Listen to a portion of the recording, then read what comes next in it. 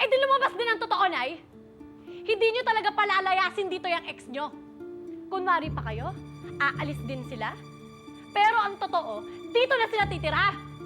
Alam mo, hindi totoo yan. Mahal nyo pa rin ang ex nyo, kaya ayaw nyo mahiwalay sa kanya.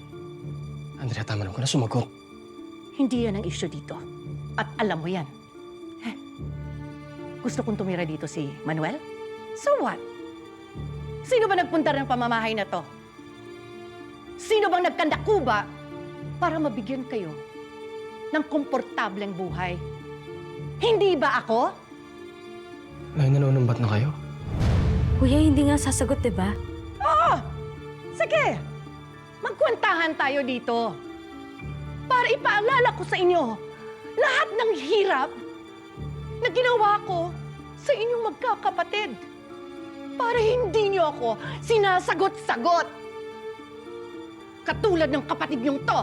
Eh hindi ko nga kayang pakisamahan yung ex nyo. Bakit nyo ba ako pinipilit? Pinipilit ba kita?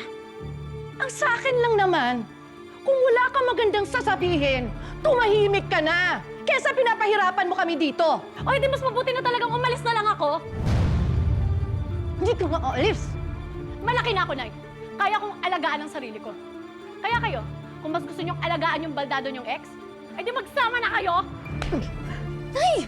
Nay, ano ba? Gusto mo umalis? Ha? Sige, umalis ka! Ha? Nay! Umalis ka! Tutulungan ko kita sa labas. Umalis!